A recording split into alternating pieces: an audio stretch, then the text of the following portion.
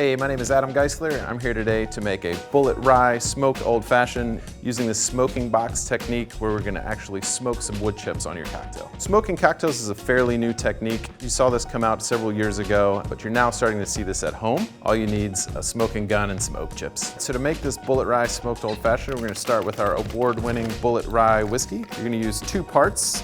Bulleit Rye is 95% rye, 5% malted barley. That cuts right through the sugars and the bitters and makes an extremely balanced cocktail. Next, you're gonna use 1/8 part Demerara syrup. That's gonna be 2 to 1, 2 parts sugar, 1 part water, a few dashes of your aromatic bitters of choice.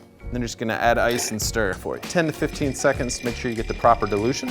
And strain in your double old-fashioned glass with fresh ice. Garnish with an orange peel. Get those fresh oils all around the glass. And for the fun part, we're gonna add to the smoking box. Got a smoking gun in the back that we're gonna turn on and light. Give it about 5-10 seconds. You're gonna let the box fill up complete with the smoke. Once it gets nice and thick, we're gonna open it up.